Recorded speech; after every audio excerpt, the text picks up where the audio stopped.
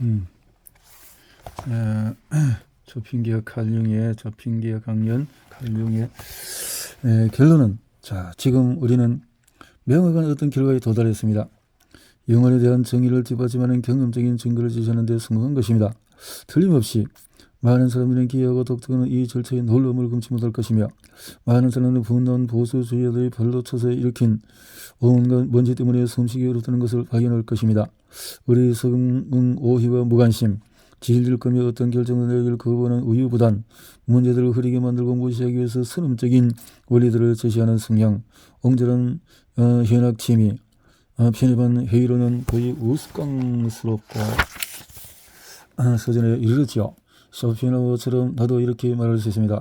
무지의 회의론을 타파하는 것은 나의 의무가 아닙니다.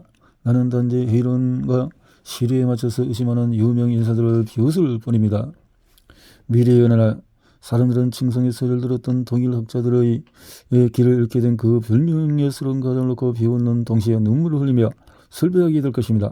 그들은 접속사 핸들어 그 물질조와 잔인성을 연결시킨 소펜하우어를 기억하는 기념부를 세울 것입니다. 그러나 그들은 교육받은 프롤레타리아인 밑바닥 사람들의 하품하는 입속으로 많은 양의 물질주의 쓰레기를 쑤셔 넣었다는 이유로 칼 포커트의 트루비 베흐너, 야코프 몰레스호디브와 레몬 같은 인물을 저주할 것입니다.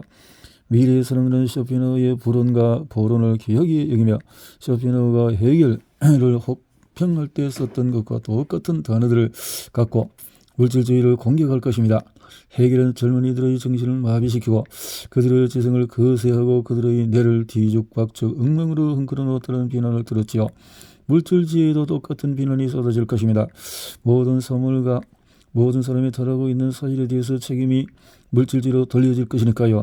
또 물질주의가 정신의 배제를 공식적으로 선언하고 우리의 뇌 속으로 불변하는 자연의 법칙과 영원성과 숭고함에 관한 어리석은 허튼 소리를 조입했지요. 그건 말이 아닙니다.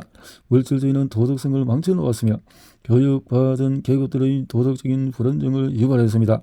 이 비통한 분기를 어떻게 해야 저지할 수 있을까요?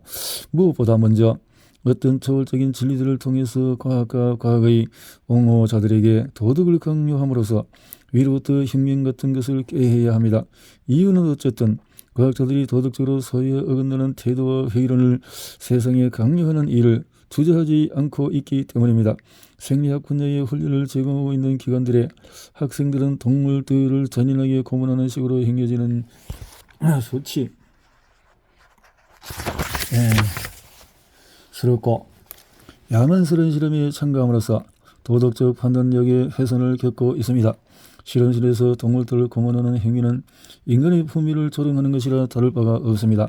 특히 그런 기관들에서는 비윤리적인 수단으로 획득한 진리는 어떤 것이든 도덕적으로 존재할 권리를 누리지 못한다는 점을 반드시 가르쳐야 한다는 점을 나는 강조하고 싶습니다. 생명 연구를 위한 피난처로 고안된 이런 공적 기관에서 사람들은 정신적인 현상에 관한 실험적인 연구에도 가담해야 하며 이런 기관들은 뒤죽박죽 엉망으로 흥그러진 뇌를 가진 촌스러운 철학자들을 고용할 것이 아니라 멀리 들여다보고 자유롭게 사고할 줄 아는 사람들을 고용해야 합니다. 노동자들은 기독교 사회주의자의 보호를 받고 있습니다. 기독교 사회주의자들은 노동자들에게 대단한 열정을 쏟고 있지만 그 노력이 그다지 큰 성공을 거두고 있지는 못하지요. 기독교 사회주의자들의 목표는 종교를 일깨우고 삶을 다시 기독교 신앙 속으로 집어넣는 것이지만 모든 노력이 헛으로 끝나고 있습니다. 오늘날 대중은 더 이상 믿기를 원하지 않습니다.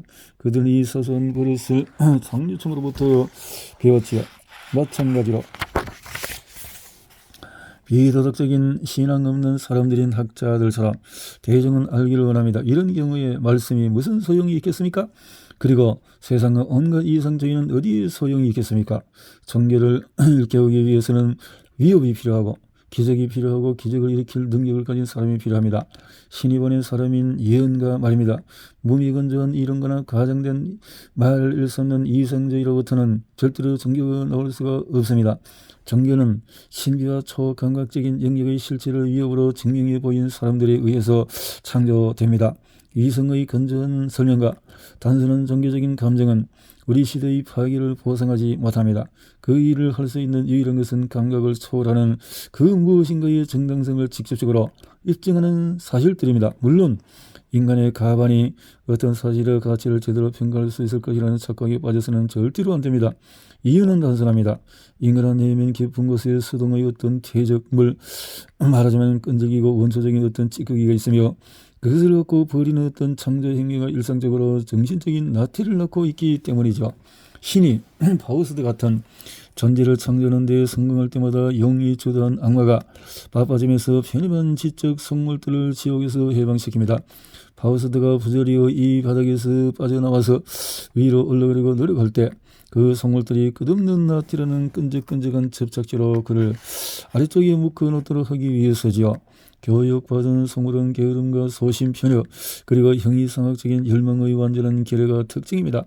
속물은 일요일마다 교회에 나가고 저녁 식사 시간이 될 때까지 더없이 교훈적인 말과 행동과 생각을 보이며 바쁘게 돌아다닙니다. 오후에 그는 유선한 모습을 보이며 처신을 잘하고 훌륭합니다. 밤에는 대체로 음악 전문가인 양 꾸미거나 활짝 펼쳐져 있는 천지 창조의 책 속에서 마음의 평화를 추구하며 자연과 교감하기 위해 밖으로 산책을 나갑니다. 일반적으로 그는 매우 고용된 마음 상태에 있으며 의무감을 예리하게 느끼고 있습니다.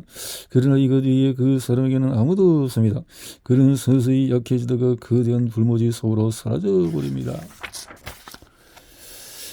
그는 증오하고 대화하고 익숙하지도 않은 모든 것을 폄하합니다. 나는 뜻을 명쾌하게 밝혔다는 생각이 듭니다. 그러나 나는 찌꺼기는 어디까지나 찌꺼기이며 컵의 바닥에 남는다는 것을 알고 있습니다. 진리를 알면서도 그것을 말하지 않는 자야말로 진정으로 불행한 사람이니라. 새로운 경험적인 심리학은 생물체의 생명에 대한 지식을 이론적으로 확산시키고 세계관을 더욱 깊고 다듬을 자료들을 제공하고 있습니다. 그 자료는 우리가 자신의 심년을 보고 지성을 통해서만 이해할 수 있는 세계를 들어볼 수 있도록 합니다. 그 세계에서는 눈으로 아무리 해안선이나 한계를 찾으려 해봐야 헛수고일 뿐이죠. 우리가 두 세계 사이의 경계선에 살고 있다는 것을 거기서만큼 예리하게 느낄 수 있는 것은 어디에도 없습니다. 물질로 이루어진 우리의 육체와 높은 것을 응시하고 있는 우리의 영혼은 살아있는 하나의 생명체 안에서 결합합니다. 우리는 우리의 생명들이 보다 높은 차원의 존재와 접촉하려고 다가서고 있는 것을 보고 있습니다. 우리의 정신적인 우주를 지배하고 있는 법칙들은 우리에게 흐릿하게나마 신성한 성격을 허용하는 형이상학적인 체제에서 발생하고 있는 그 빛 앞에서 점점 창백해집니다. 사람은 두 개의 세계의 경계선에 살고 있습니다. 사람은 형이상학적인 존재의 어둠에서 앞으로 나아가고 불타는 유성처럼 현상세계를 통과하고 이어서 무한 속으로 자신의 경로를 추구하기 위해 다시 현상세계를 뒤에 남겨둡니다.